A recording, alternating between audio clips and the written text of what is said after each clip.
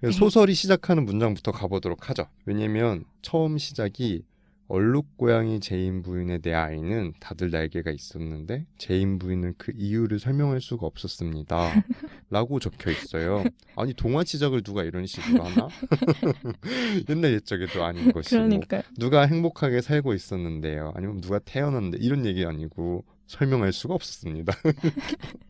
근데 엄마가 그렇게 설명할 수 없다고 받아들이는 게 너무 웃겼어. 먹고 사는 게 바쁘니까 엄마가 뭐 그랬죠. 그래서 설명할 수 없는 일들이 생기는 게 인생이잖아요. 뭐 그렇죠. 저희도 이제 네. 이제야 이런 것들을 깨닫게 되고 있는데 약간씩 약간씩 깨닫고 네. 있는데 그래서 그런지 되게 현실적이고 공감이 묘하게 마음이 계속 가는 문장이었어요.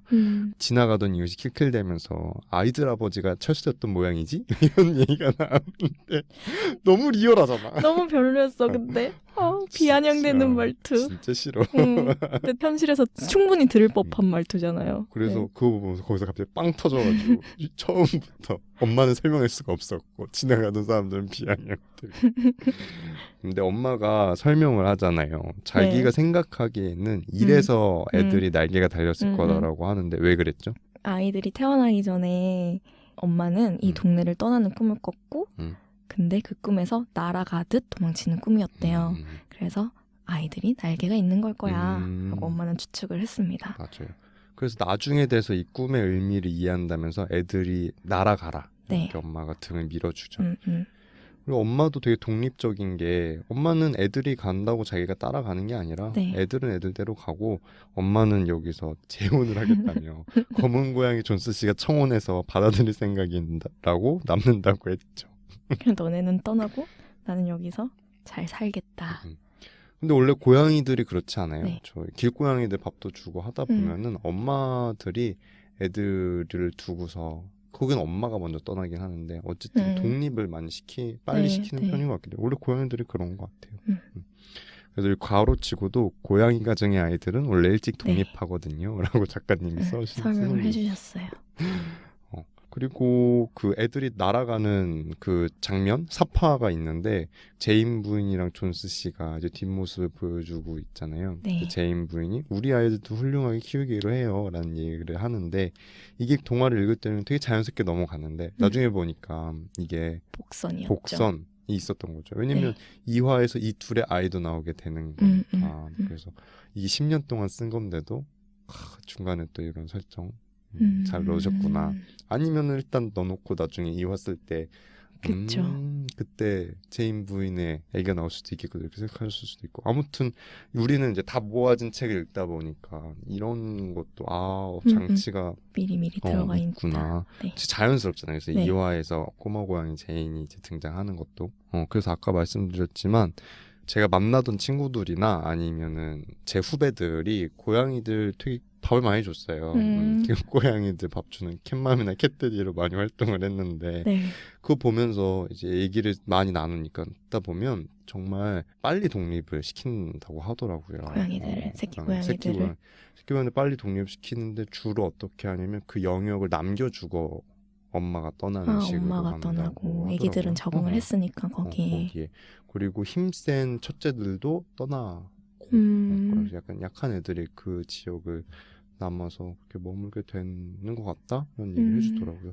근데 딴 데 간다고 애들이 더 케어를 잘 받는 건 아니잖아. 맞아. 가끔 돌아오거나 뭐 아니면 근처에 오고 먹이를 먹고 가긴 하는데 근데 애들이 다가오는 것들을 전혀 반기지 않는다고 애들 못 오게 철저히 독립을 시키는 거네요. 그게 너무 가슴이 아팠는데 어쨌든 실제 고증을 한 얘기다. 실제로 고양이 키우시기도 했고 가정에서는 볼 수 없는 모습이긴 한데 그렇죠. 그래서 길고양이 봐야 하는 모습인데 네, 하셨나 보네요. 그 다음에 12쪽에는 그런 문장 나오잖아요. 도시의 풍경을 묘사하는데 시궁지는 난폭한 데다 위험하고 새양지는 빅적 마른 데다 좀처럼 잡히지 않았습니다.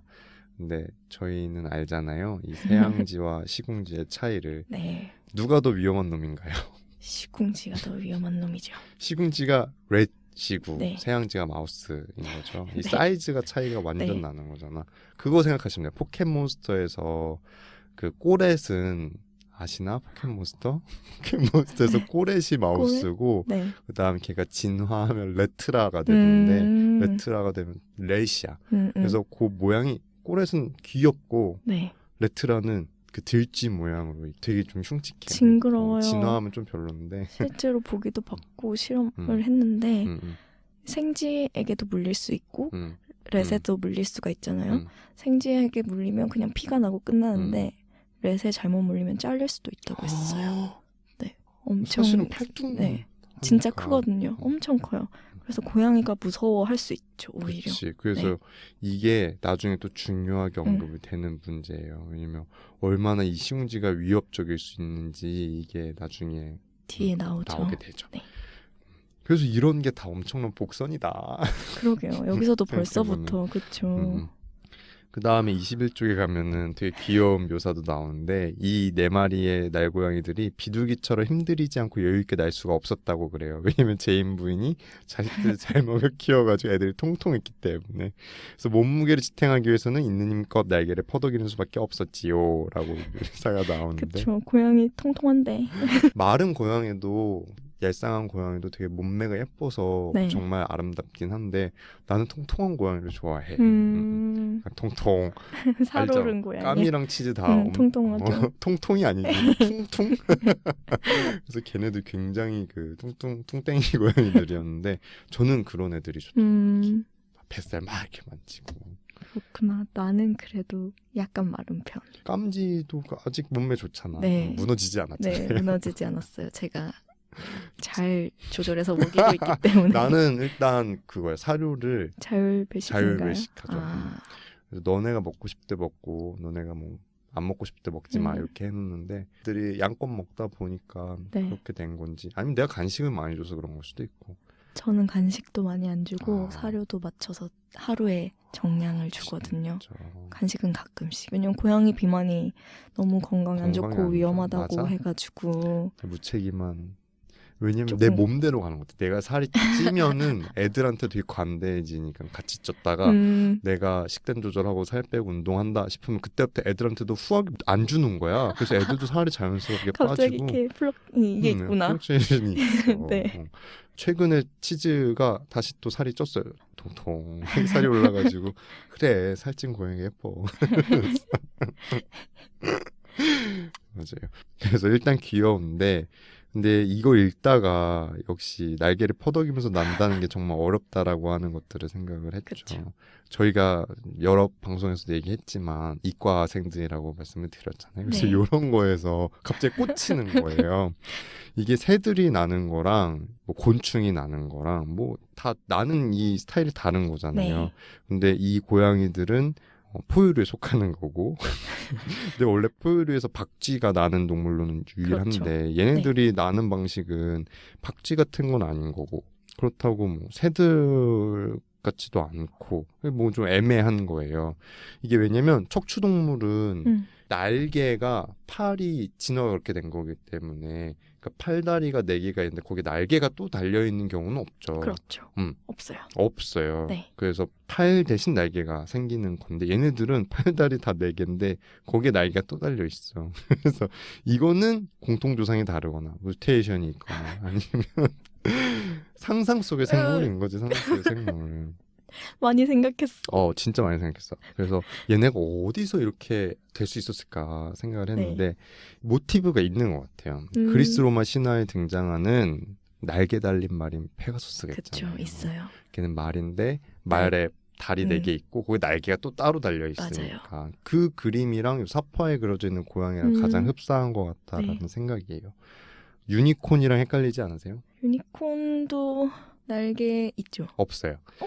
유니콘은 뿔이 달려있는 말인 거고 맞다. 페가수스는 날개가 달려있는 말인 그렇네, 거예요. 그렇네. 나도 이번에 찾으면서 네네, 알았어. 그렇네요.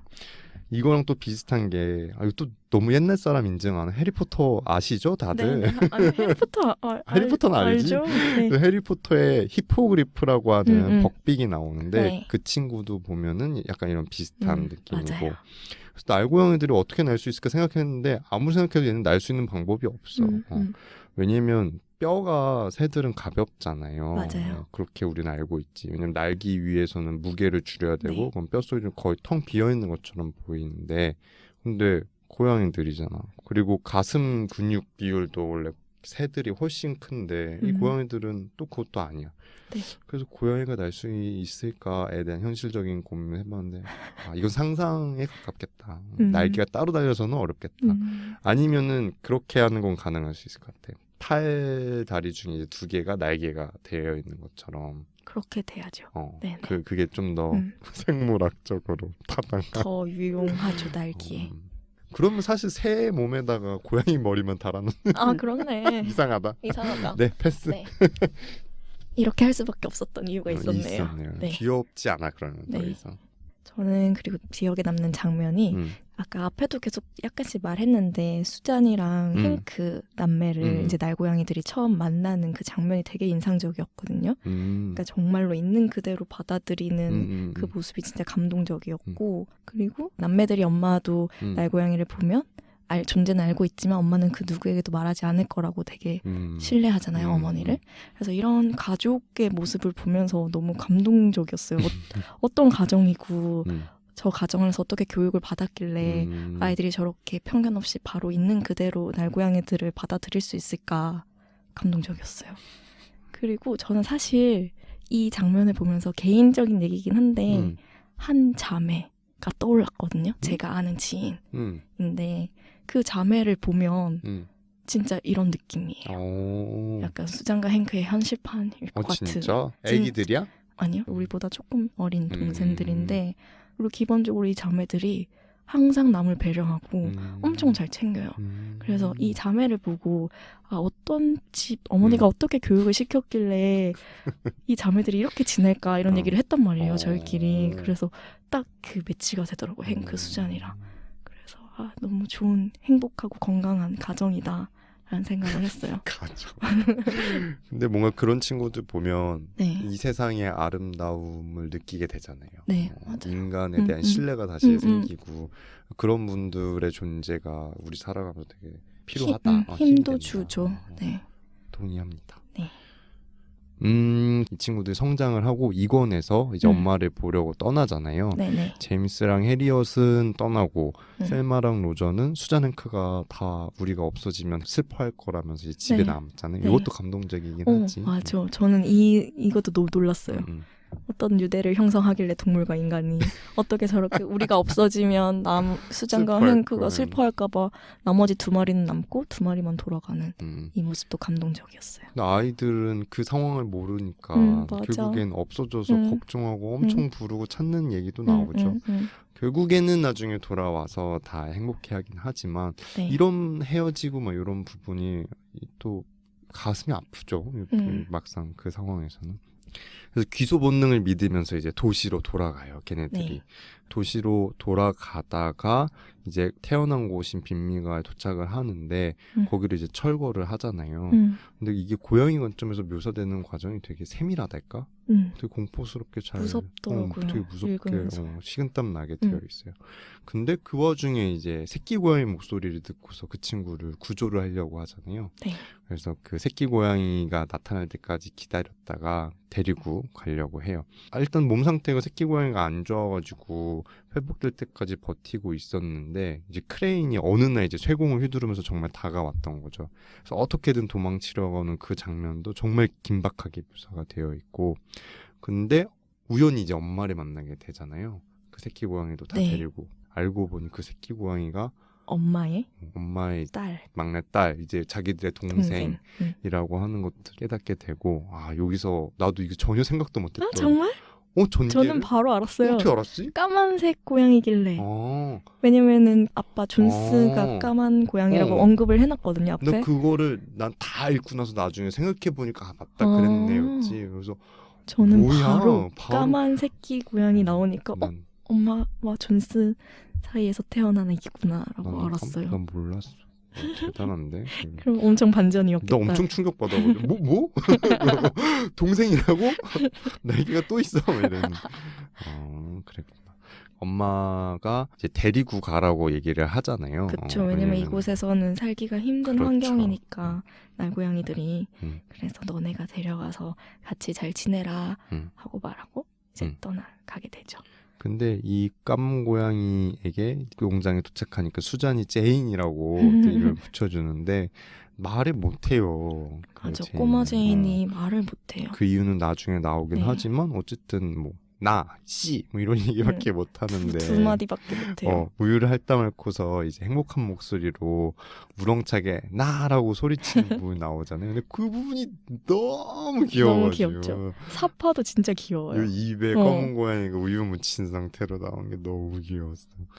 그렇게 해서 이제 2권의 얘기가 마무리가 되고 네. 3권에서 알렉산더가 모험을 떠나는데 이제 궁지에 몰렸는데 제인이 구해서 네. 이제 수장 행크의 헛간으로 데려가게 되죠. 그러고서 같이 이제 커가게 돼요. 알렉산더 그 집에 머물면서. 근데 알렉산더가 커가던 중에 자기가 멋진 일을 하겠다고 마음을 먹었는데 실제로 멋진 일 한 건 없고 자기를 도와준 건 제인이니까 제인이 멋있는 거 아니야.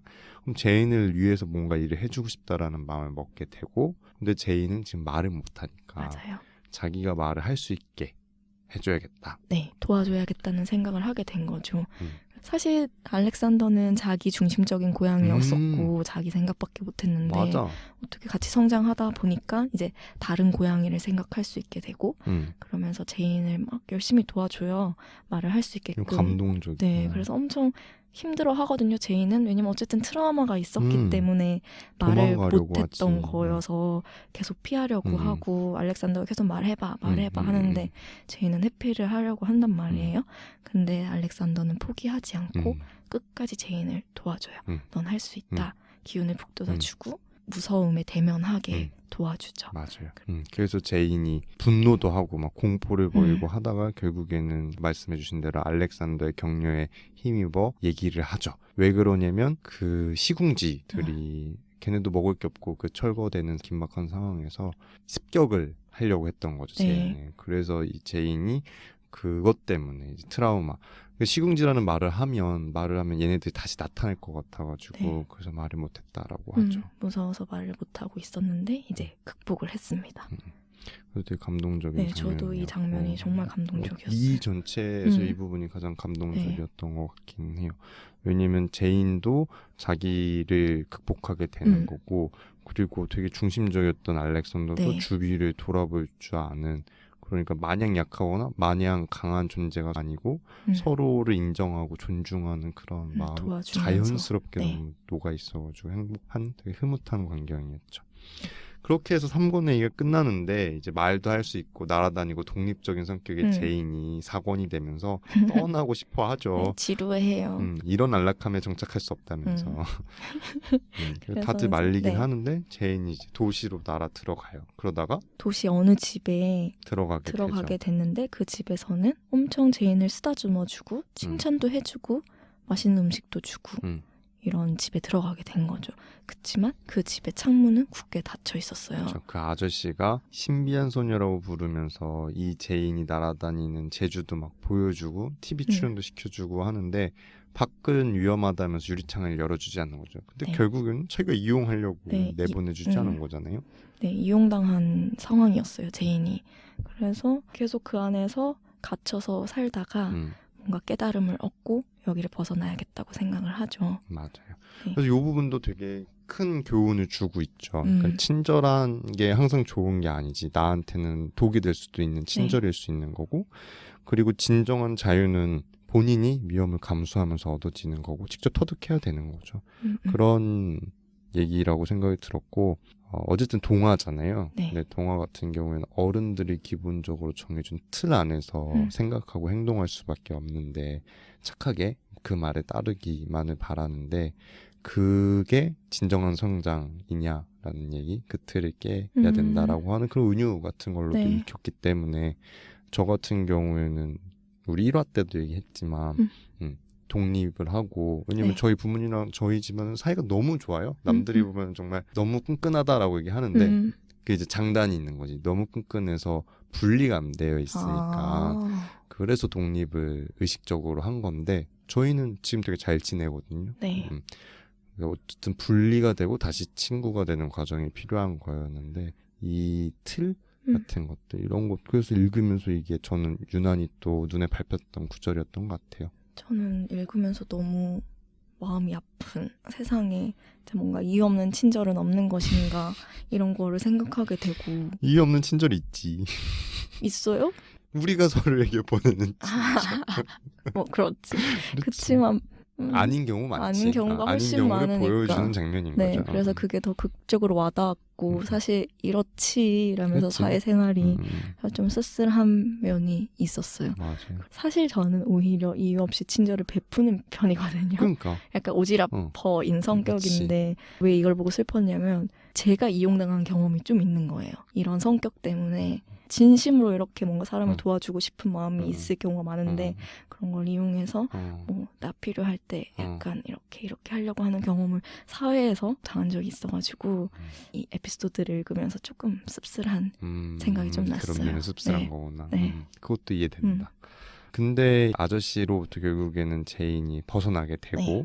그러다 엄마를 찾아가요. 근데 엄마는 아까 말씀드렸듯이 사라 할머니랑 같이 살고 있는데 할머니가 제인을 보고서 날개가 달려있는데도 이렇게 얘기를 한다죠. 너 참 곱다. 내가 어렸을 때는 날개 달린 고양이가 없었단다. 너는 이렇게 해주면 좋아하겠구나 하면서 창문을 오히려 열어줘요. 아저씨가 했던 것과 반대로. 그래서 있는 그대로 딸 고양이를 받아들이고 애가 해주면 좋아할 것들을 생각해 주시면서 또 그 아저씨 집에 있을 때는 얘가 방송 출연을 했기 때문에 목에 리본을 달고 있었거든요.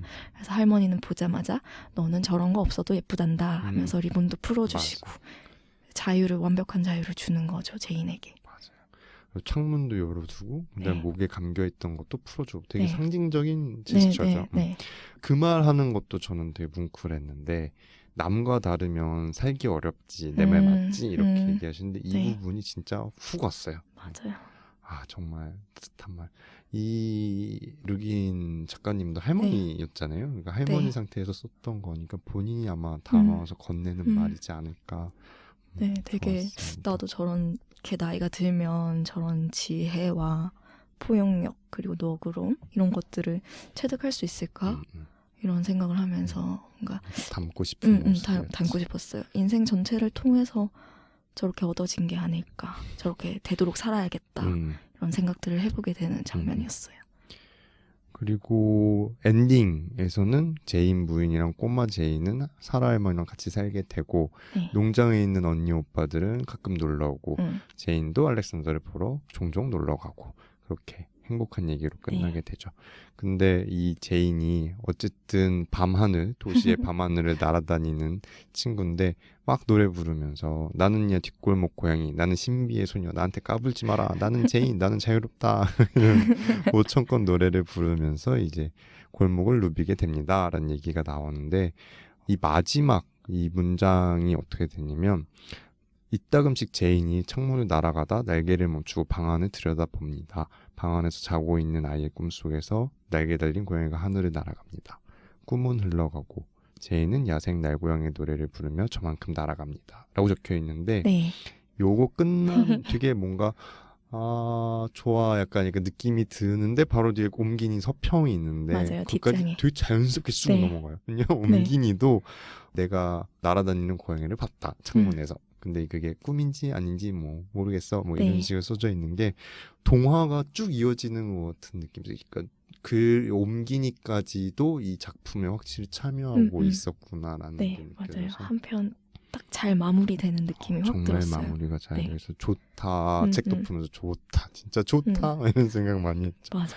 번역이 정말 매끄럽고 네. 아름다운 문장들을 잘 살리면서 또 유머 감각을 정말 잘 녹여냈어요. 좋았어요. 그래서 번역가님한테 정말 감사드립니다. 맞아. 어색하지 않았어. 하나도. 전혀 어색하지 않았죠. 좋았죠. 심지어. 맞아요. 네. 그래서 고양이 묘사도 정말 많이 나왔어요. 뭐 애들이 꼬리잡기 하면서 노는 거나 뭐 위협하는 모습이나 여러 가지 습성이 많이 나오니까 재밌게 고양이 재밌었어요. 모습들 보면서 얘기했죠.